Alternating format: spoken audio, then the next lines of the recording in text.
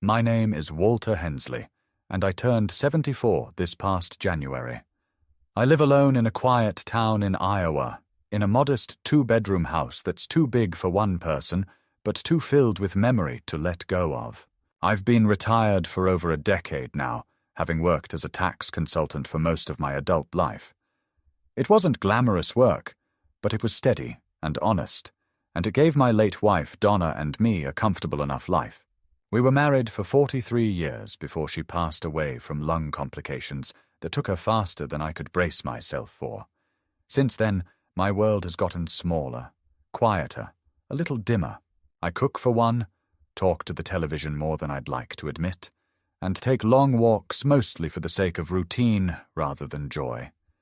There are days when I forget what it feels like to be truly needed. Donna and I had one child, our daughter Cindy, who's now 46 and lives about 30 miles from me in a well-kept neighborhood on the edge of Des Moines. She runs an online cosmetics business, which, if the ads and articles she shares on social media are any indication, is thriving beyond anyone's expectations. I suppose I should be proud of her. In fact, I was. When she first came to me 7 years ago with the idea for the business, she was just divorced, overwhelmed with debt, and couldn't even get a business loan because her credit was ruined. She said she needed help, real help, to get it off the ground. She had the drive, the market knowledge, and the passion, but none of the resources. She promised me it would only be temporary, just until the business stabilized. At the time, I had some money saved up, a sizable portion of which had come from selling off Donna's childhood home in Cedar Rapids after she passed. I hadn't planned to spend it, certainly not that way, but when your child comes to you asking for a lifeline, what else are you supposed to do? So I helped her, not just with money. I used my clean financial history and name to register the business under my own ownership, since any official documentation under Cindy's name would have been flagged. I signed the lease on her office space. I personally met with vendors. I read through contracts. I filed her taxes the first 2 years. I even paid out of pocket for her first marketing consultant, $18,000 all told. In all legal respects, the business was mine. But morally, emotionally, it was always hers. That's what I told myself, and that's what she agreed to, too, promising to switch ownership back to her once her credit recovered and she could refinance the business under her own name. That never happened. Every year she came up with a reason to delay. Something about not wanting to rock the boat, fearing instability in the market, or promising she was almost there. I didn't press. She was doing well, and I wanted her to keep doing well. More than that, I didn't want to jeopardize our already fragile relationship. After her divorce, Cindy became guarded, more distant than she used to be, and I worried that any push from me, no matter how gentle, might widen the growing space between us. We used to be close when she was little. She was a bright girl with an enormous laugh that filled the house with light. Donna and I adored her. She used to follow me around the yard when I mowed the lawn, pretending to be my assistant. I still keep one of her childhood drawings taped to the inside of my kitchen cabinet. It's faded now, but I can still make out the stick figure version of me with a cape, labeled Super Dad. But that little girl is gone now, replaced by a woman who sees the world in terms of output, branding, value, and time blocks. I don't think she reads books anymore. She sends emails to me instead of calling.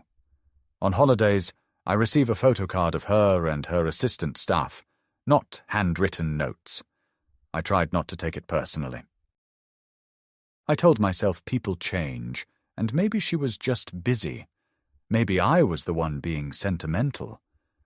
But with every passing year, every missed birthday, every polite but mechanical phone call, that hope grew thinner. My life, meanwhile, has become quieter, lonelier. After Donna died, I didn't remarry. I don't go to church as much as I used to. Most of my old friends have either moved to Arizona or moved on from this world. I get by. I do crosswords in the morning with my coffee. I make soup on Sundays. I feed the birds. I call Cindy every so often, though she rarely picks up. I leave voicemails she doesn't return. I've learned to accept the silences. Some weeks, they're all I have. There's a sense of becoming invisible that creeps in as you age. First, subtly, and then all at once. You go from being the foundation of the family to the background noise of their lives. You're still standing in the same place, but they've all moved forward without you. Sometimes I walk by the small bookshelf in the hallway and catch sight of the framed wedding photo of Cindy and her ex-husband. I remember how proud I felt walking her down the aisle. I had no idea then that that version of her was already slipping away. Her business success seemed to come at a cost, not just to her time or emotional availability, but to her basic warmth. And while she proudly tells people she built everything from scratch, I never heard her mention my name in any of those articles she got featured in. Not once did she say, "I couldn't have done this without my father." It was as if I had been neatly cropped out of the story of her life, an inconvenience left on the editing floor. Still, I told myself I wasn't doing it for credit. I was doing it for love, for Donna's memory, for that little girl with the cape and the smile. I reminded myself of that whenever I saw Cindy's company grow, when she got her first full-time employee, when she moved into a bigger office, when she posted about closing 6-figure months. I'd sit there, reading the captions on her Instagram post from my ancient desktop computer, smiling at her success and swallowing the sour ache of being so utterly forgotten. It's not that I expected much. A thank you would have been enough. A dinner together. A visit. A sign that I mattered to her, not just when she needed something, but because I was her father. But that call never came. That visit never happened. And I began to wonder, not loudly, not bitterly, just with quiet resignation, if maybe in her world I had already died, if maybe I was just a memory to her, a name on a registration form, a useful relic. And then, a few weeks ago, I called her. I needed a ride to the doctor's office. My knees have gotten worse lately, and driving has become harder. It wasn't a big ask. I could have called a cab, but I thought maybe, just maybe, she wouldn't mind helping her father. Maybe it would give us a chance to talk. Maybe we could go to lunch afterward. But she didn't answer. Then, the next day, she called back and left a voicemail that lasted less than 30 seconds. She said she was too busy, that I should learn to be more independent. And then, just before hanging up, she said it, offhandedly, without anger or emotion, like it was a simple fact. "You're just a burden now." I played that message 12 times. I couldn't believe what I was hearing. The word burden clung to the inside of my chest like something rotting. All the silence, all the neglect, all the ways she had slowly carved me out of her life. They suddenly made sense. It wasn't an oversight, it was a decision, a strategy. I wasn't someone she forgot. I was someone she had moved past, someone she'd rather not be reminded of. I sat at my kitchen table for hours that night, the voicemail echoing in my ears. "You're just a burden now." But what Cindy didn't know, what she had clearly forgotten, was that the business she now paraded as her own still had my name on every legal document. I was the registered owner. I had access to all the bank accounts. I still received every quarterly tax notice. She had tried to erase me from the emotional narrative of her life. But legally, technically, I was still the foundation she stood on. And suddenly I wasn't sure I wanted to hold her up anymore. That voicemail marked the beginning of a slow internal shift, like something quietly snapping loose inside of me. For the first day or two, I did what I'd always done when Cindy hurt me. I rationalized. Maybe she was just overwhelmed. Maybe she didn't mean it the way it sounded. Maybe she was venting, and I caught the worst of it. I went back and replayed it again, searching for some different inflection, a hidden tone of affection, or even tired affection. But it was the same every time. Flat, dismissive, surgical. "You're just a burden now." That wasn't something you said by accident. That wasn't a slip of the tongue. That was a conclusion she had come to long ago and finally allowed herself to voice. I tried not to spiral, but the silence that followed made it harder. Days passed without a follow-up. No apology. No awkward text trying to explain herself. No invitation to talk it out. I sat at my kitchen table each morning, eating the same peanut butter toast I'd eaten since Donna died, drinking lukewarm coffee, and waiting for a phone that never rang. I watched the squirrels chase each other across the fence outside, watched the shadows move across the carpet as the hours passed.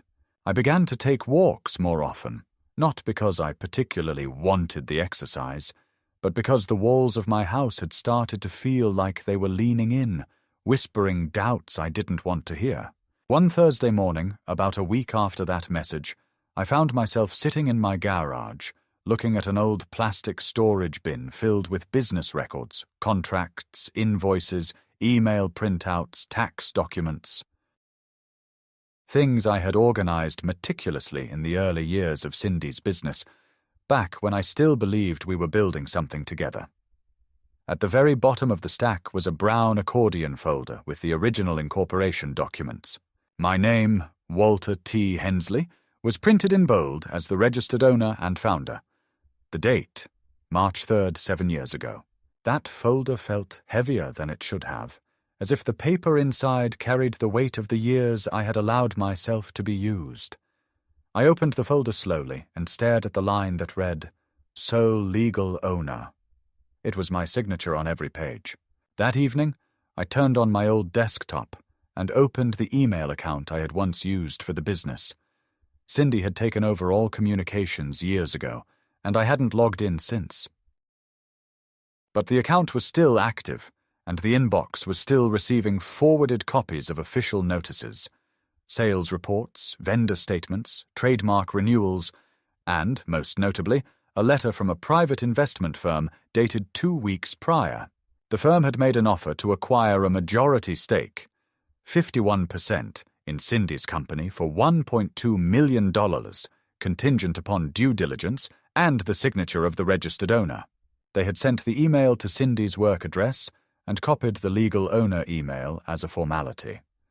That email had sat in the inbox, unread, like a sleeping match beside dry timber. I read the letter 3 times. The name of the firm wasn't familiar, but it looked legitimate. Their proposal outlined a timeline, outlined their offer, and specified that they would require confirmation of ownership, including identity verification of the legal registrant. They expected a response within 10 days. I checked the date. Only 3 days remained. I didn't sleep well that night. My mind went in every direction. Rage, disbelief, heartache, betrayal. I pictured Cindy on the phone with these people, discussing a deal that could change her life. I pictured her smiling in some conference room, shaking hands, accepting praise. I imagined her telling them the same line she told the magazines. I built this business from scratch. Except she hadn't. Not legally, not financially, and not morally. By morning, my heart had stopped asking questions and started seeking answers. I printed the letter and drove to town, to the old law office where Donna and I had finalized our wills. The lawyer, Mr. Callahan, still remembered me. He was older now, grey at the temples, slower with his words. I explained the situation to him in as much detail as I could. When I showed him the paperwork, he nodded solemnly. "You understand?" he said, tapping the folder with a thick finger, "that by law, you own the company. She cannot legally sell any part of it without your approval." "I understand," I replied, though hearing it aloud still felt unreal. "She never transferred the ownership?" "No," I said. She kept saying it wasn't the right time. Mr. Callahan sighed and leaned back in his chair. Then she's operating under the assumption that you won't interfere, that she can go ahead and make deals and count on you to sign after the fact. What if I don't want to? I asked. Then she's stuck, he said, and the investors will walk away. I left the office with a strange cocktail of emotions. Vindication, sadness, a growing determination I hadn't felt in years. On the drive home, I passed by the bakery Donna used to love, and for a moment I could almost hear her voice in the passenger seat.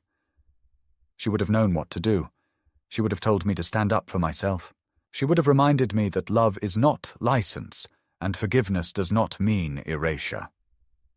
That afternoon, the doorbell rang.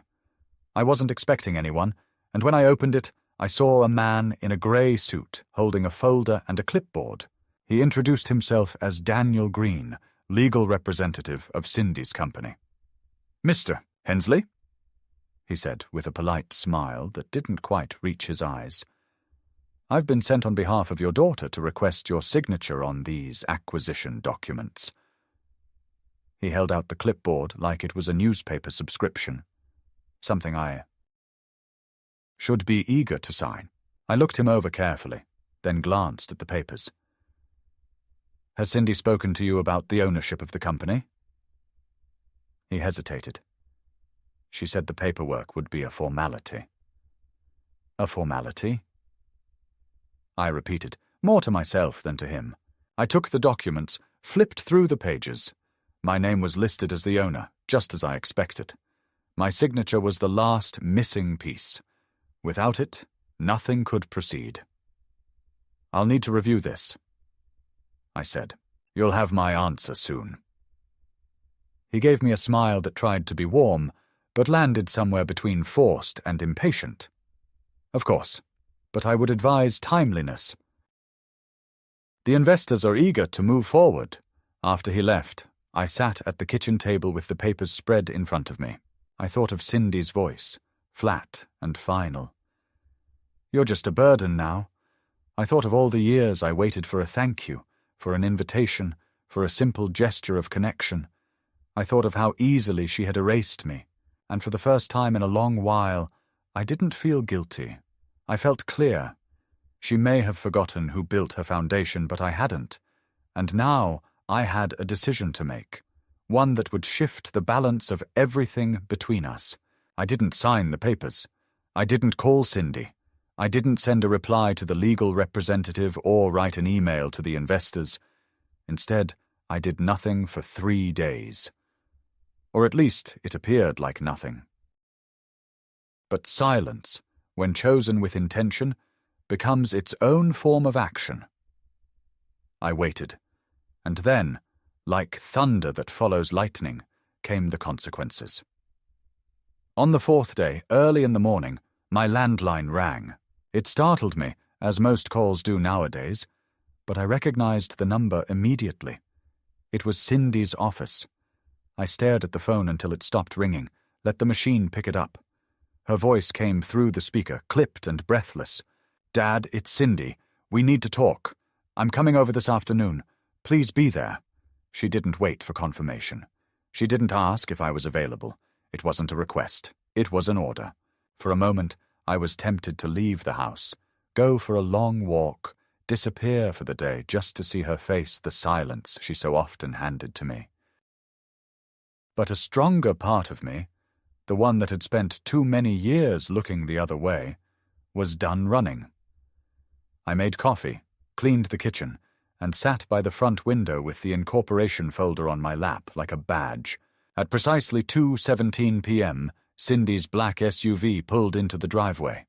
She stepped out in heels, her jacket folded over one arm, sunglasses perched on her head, and the ever-present phone clutched in her hand like a weapon. Her expression was unreadable, but there was a tightness in her jaw I hadn't seen since her divorce. She didn't knock.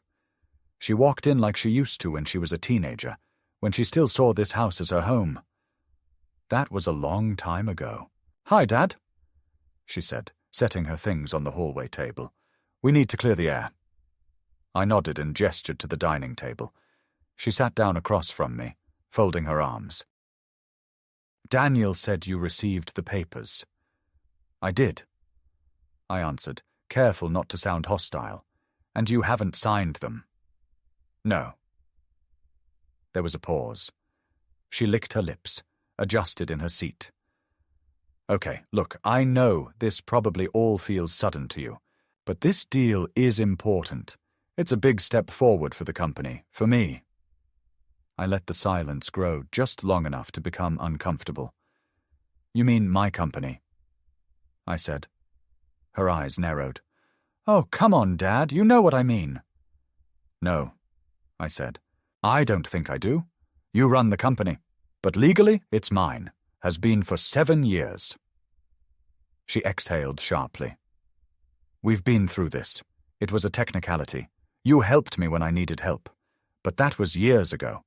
You said you didn't care about credit or ownership." "I said I didn't need thanks," I replied.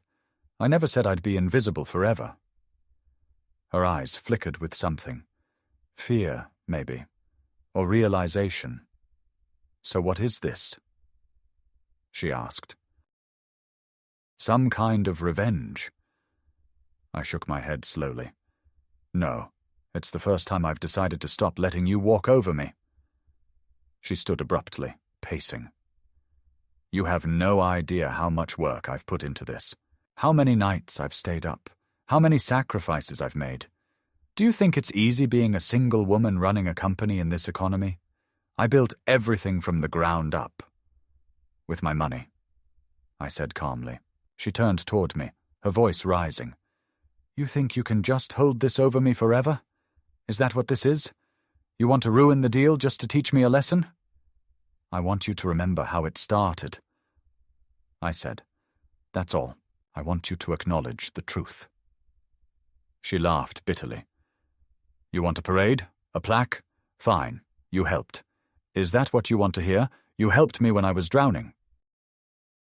But that doesn't give you the right to control me forever." "I'm not trying to control you," I said. "I'm trying to stop you from erasing me." There was a long silence. Then she softened her tone, sat back down. "Look, I get it. Maybe I haven't been as present as I should have been. Maybe I said things I didn't mean." Her voice trembled slightly. "But I'm asking you now, please, sign the papers. Let me move forward. Don't sabotage this." For a brief second I saw the girl she used to be, vulnerable, pleading, reaching, but it was an echo, not a presence. I had to remind myself that this wasn't a conversation between father and daughter. It was a negotiation, and in a negotiation, weakness is currency. "I'm not signing anything until we talk about terms," I said. Her face hardened again. "Terms?" "Yes," I said. "I want to restructure ownership before I approve any sale." Her jaw clenched. "Unbelievable." "You want a cut?" "I want to be recognized," I said. "If the business sells for over $1 million, I want my share invested into something meaningful, something long-term, a legacy." She scoffed. "Like what? A statue in the park?" "No," I said quietly. "A foundation, in Donna's name. A fund to help women like you once were, starting over without support." She stared at me like I had slapped her. "You think this will make you look good? You think you can rewrite the narrative now?" I didn't answer. I didn't need to. She stormed out 5 minutes later without saying goodbye, the door slamming behind her so hard it rattled the picture frames on the wall. I sat there in the aftermath, wondering if I had just destroyed the last bridge between us, or built a boundary I should have built years ago. The next morning, I received a letter by courier. It was from her lawyer. Not the friendly Daniel from before. This one was colder, more formal. The letter stated that Cindy was initiating proceedings to assume control of the company on the grounds of mental and administrative incapacity of the legal owner. Attached was a fabricated doctor's note, something vague about early signs of cognitive decline. It was dated 2 months ago. I read it twice and set it down. My hands were shaking, not from fear, but from fury. She was going to try to take everything, not just the business, my name, my dignity, my memory. The message was clear. If you won't sign willingly, we'll make you irrelevant. She'd made her move. Now it was my turn. The accusation of mental incapacity changed something fundamental in me. It wasn't just an insult. It was a declaration of war. Until that moment, I had still held on to some naive thread of hope that this was all a misunderstanding born from stress and pride. I had clung to the possibility that underneath all the coldness, Cindy still saw me as her father, that she'd eventually come around. But now, staring at the forged medical note and the legal jargon dripping with veiled threats, I knew I had been wrong. Dead wrong. This wasn't confusion or neglect. This was strategy. A cold, calculated move to disarm me entirely. I drove straight to my doctor's office with the letter in my coat pocket and a quiet fury building in my chest. Dr. Kaufman had been my physician for the past 22 years. He'd seen me through Donna's illness, my gallbladder surgery, and every mundane checkup in between. When I handed him the copy of the forged note, he stared at it, then looked at me over his glasses. "This isn't from my office," he said flatly. "I know," I said. "But I need something from you. I want a full cognitive exam. I want documentation that I'm sound." He nodded slowly. "You think they're trying to take control?" "I know they are," I said. He scheduled the test for 2 days later. I passed it, not just adequately but comfortably. Memory, executive function, reasoning, all intact. The report ran 6 pages and concluded with a firm statement of full legal and mental capacity. With that in hand, I went back to Mr. Callahan. He reviewed the documents, cross-referenced them with the threat letter from Cindy's lawyer, and then did something I hadn't expected. He leaned back in his chair and smiled. "Walter," he said, "they overplayed their hand. This kind of move will not sit well in court, especially not with independent medical verification. I can file a formal rebuttal and counter-motion by the end of the week." "Do it," I said, "and let's take this further. I want to do more than defend myself." "What do you mean?" he asked. I took a breath. The foundation. I wasn't bluffing. If I'm going to be dragged into legal battles, I want something good to come out of it. I want you to set up a non-profit organization under Donna's name, something that can receive funds from the sale of the company, should it go through, and I want full administrative control. Callahan nodded with visible respect. "You're planning to beat them at their own game." "I'm planning," I said, "to remind them who they're dealing with."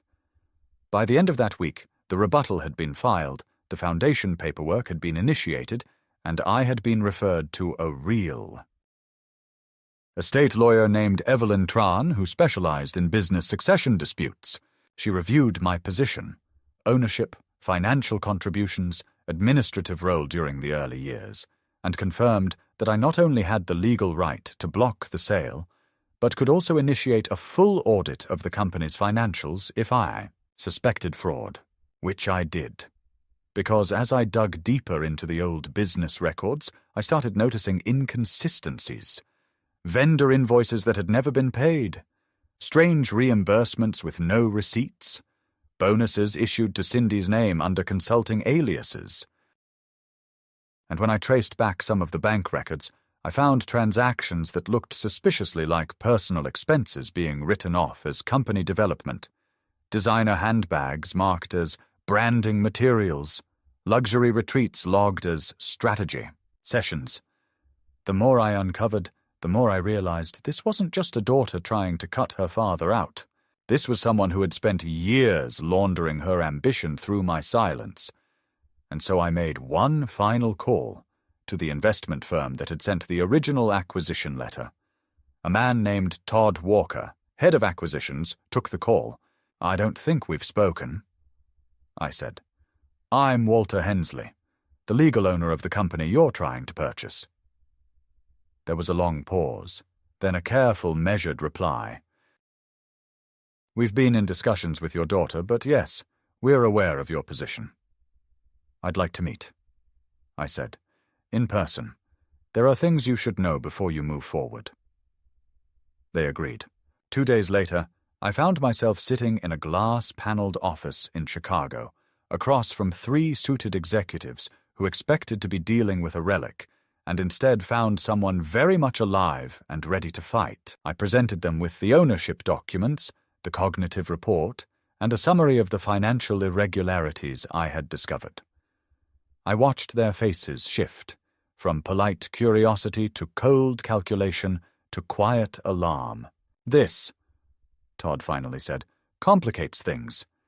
"I imagine it does," I replied. "But I'm not here to stop the deal. I'm here to change its terms."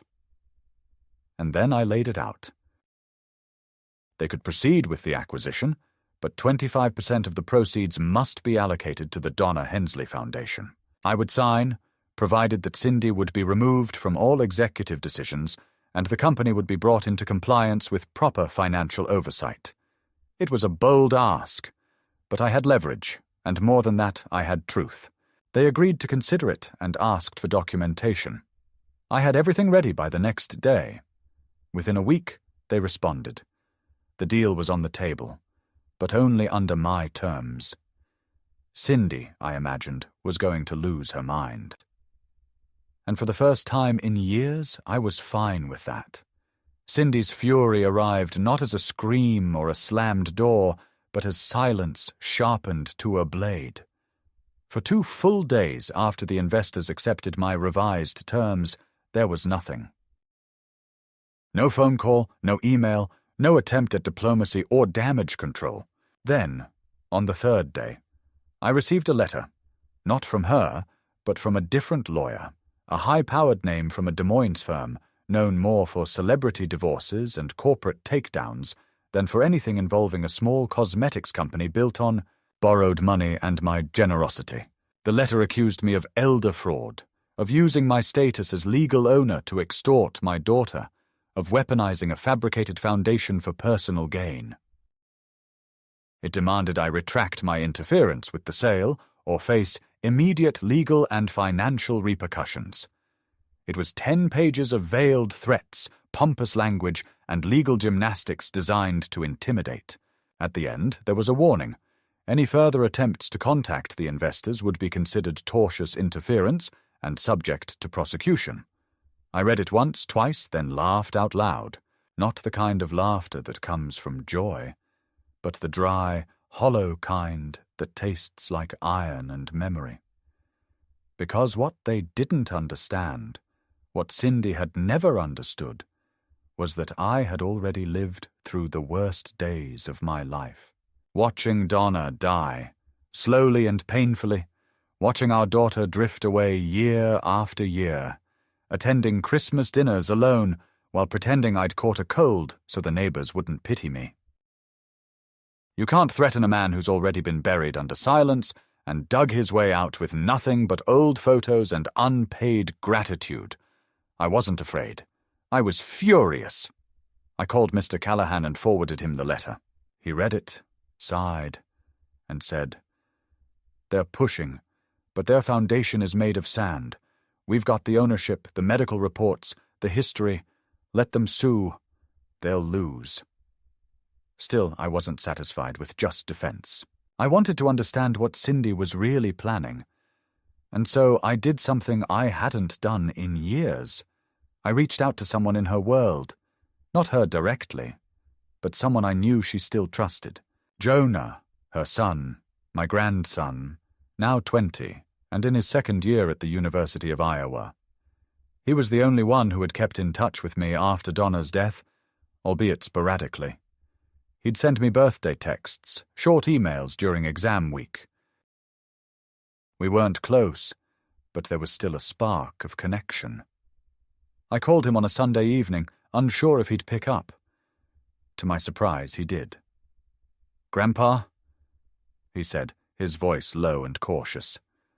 "Hi, Jonah. I hope I'm not interrupting." "No," he said. "I'm just surprised." "I need your help," I said, without preamble. There was a pause. Then he said, "Is this about Mom?" "Yes," I answered. Another pause. Then, more quietly, I thought something was going on. I told him, briefly and without editorial, about the ownership documents, the attempted sale, the accusations, and the foundation. He didn't interrupt. When I finished, he let out a long breath.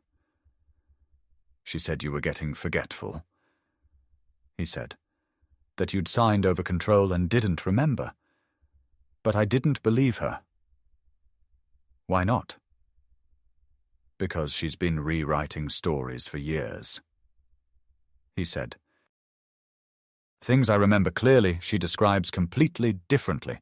It's like she edits the past to fit whatever version of herself she's trying to sell at the moment." I felt a weight lift from my chest.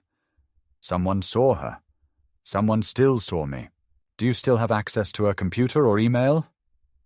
I asked. "I shouldn't," he said. "But she never changed the password from when I used to help her with social media. I can try." Within 2 days, Jonah had sent me a dozen screenshots, emails between Cindy and her new legal team, emails to the investors trying to preemptively discredit me, and one in particular that made my blood run cold.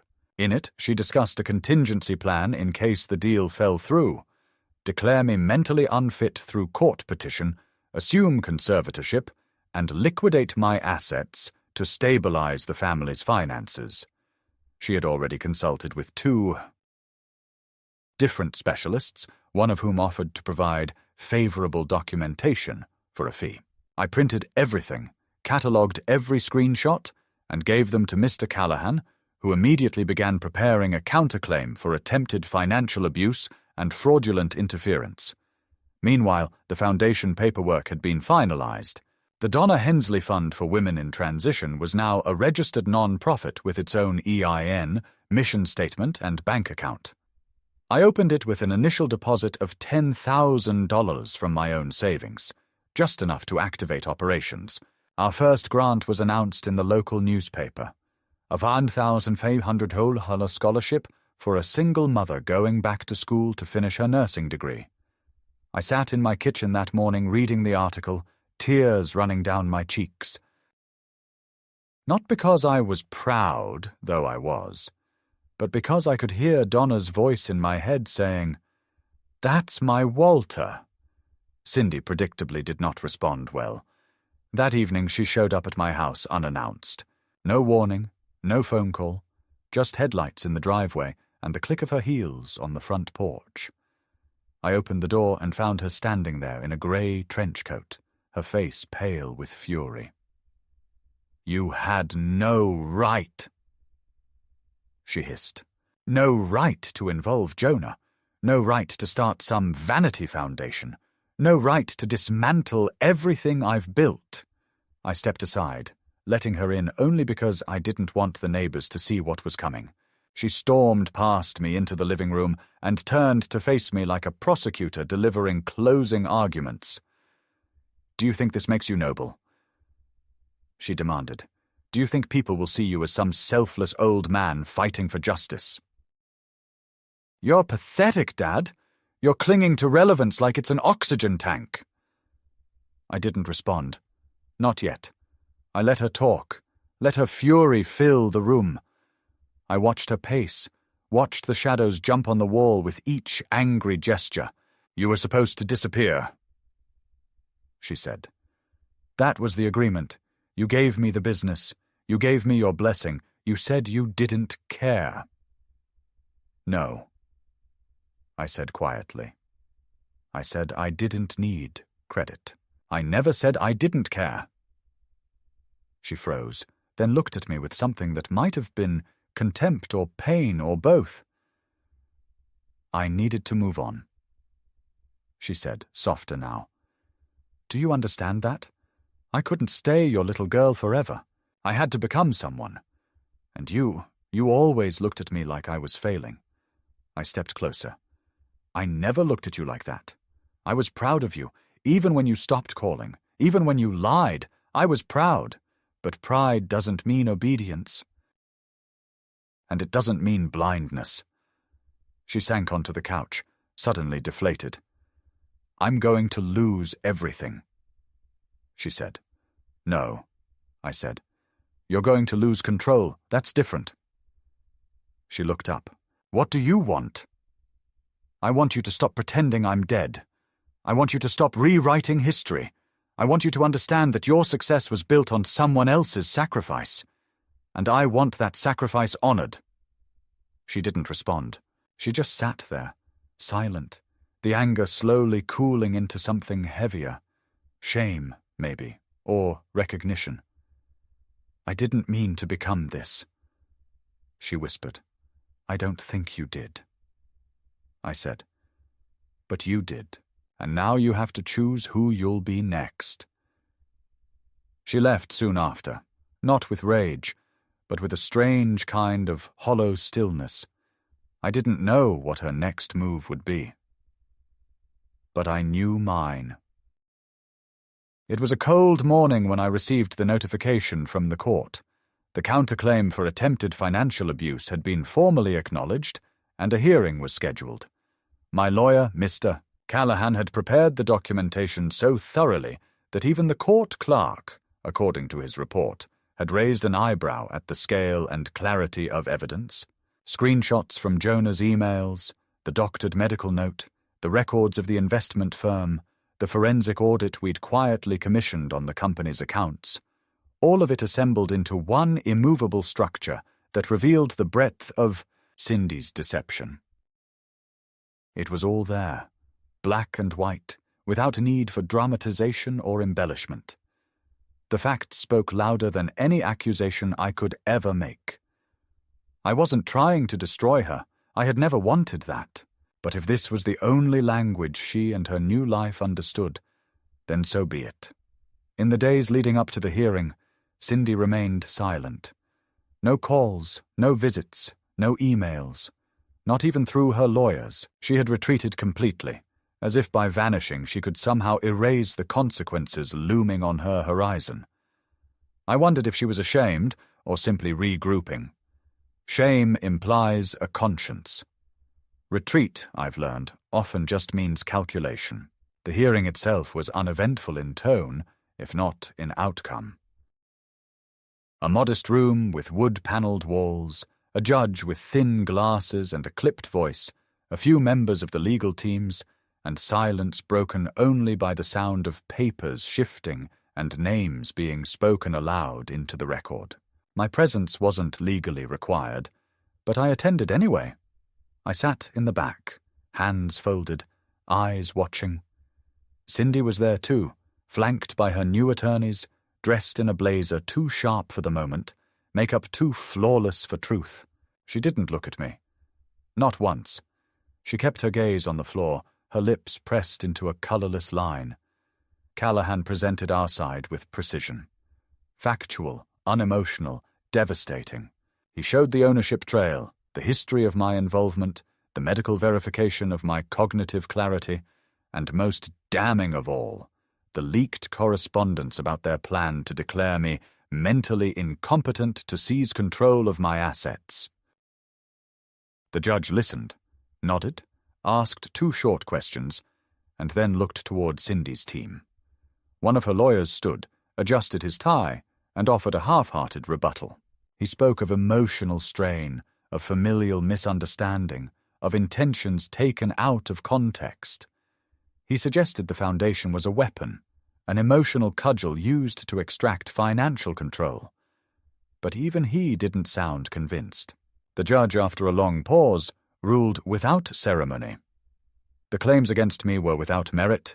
The counterclaim would be allowed to proceed if I wished, and the ownership structure of the business remained entirely within my rights. No conservatorship, no financial surrender, and no court-ordered compliance. I left the building without speaking to Cindy.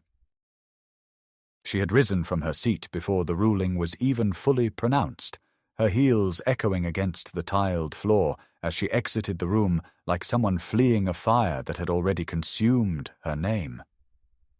I didn't follow her. What was there to say?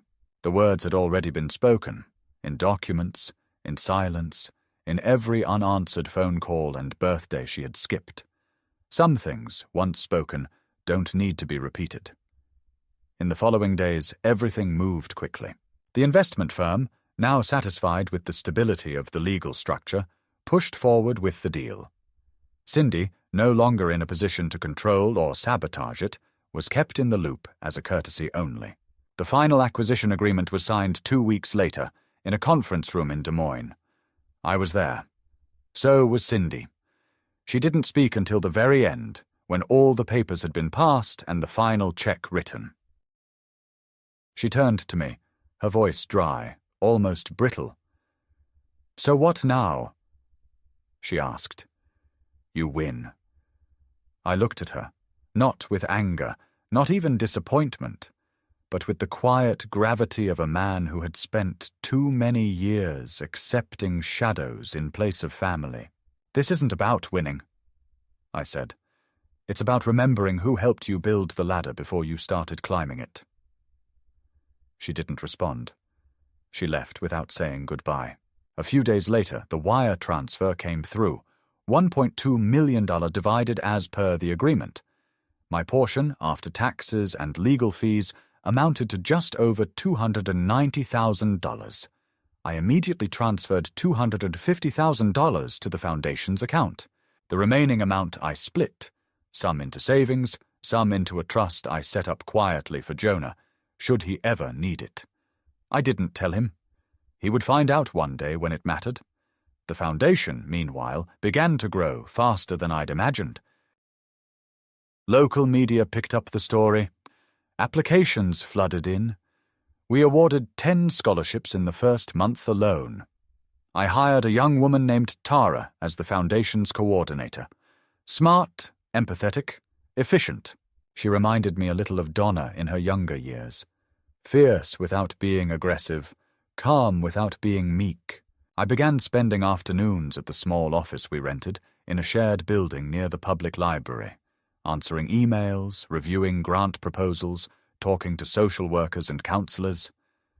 I had purpose again, not borrowed from someone else's ambition. Mine. The last interaction I had with Cindy came 3 weeks later. She called late in the evening, 9:43 p.m., a time I rarely answer calls, but something compelled me to pick up. Her voice was quiet, no longer sharp, no longer masked in performance. "I read about the foundation," she said. "Did you?" I replied. "You named it after Mom."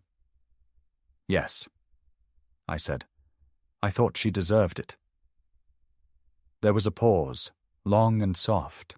She would have liked it. I think so too. Another pause. Then, "I wanted to hurt you. I know that now. I didn't want to just move on. I wanted to prove I didn't need you. And when that didn't work, I tried to erase you. I'm not proud of any of it." I listened, uncertain whether to believe the tone or to brace for another turn.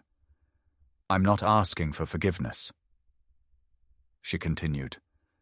"I just needed you to know I see it now." I let the silence sit for a moment. Then I said, "Thank you for saying that.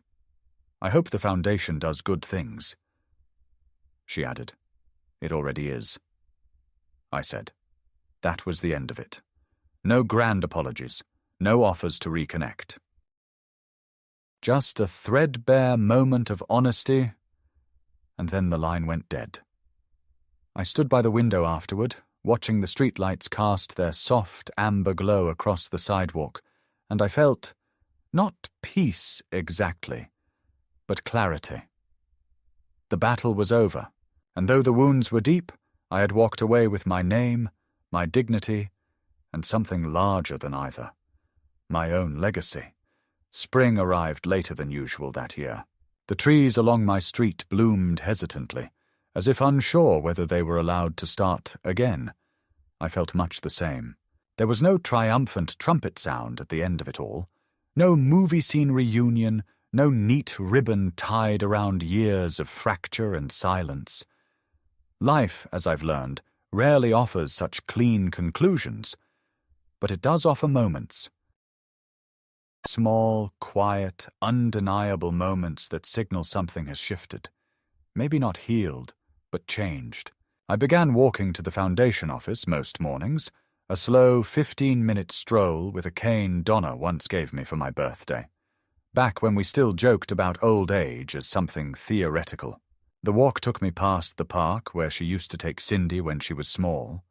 I passed it now like a living photograph, layers of memory folded into every bench and patch of grass. At the office, Tara greeted me with that firm kindness that never asked too many questions.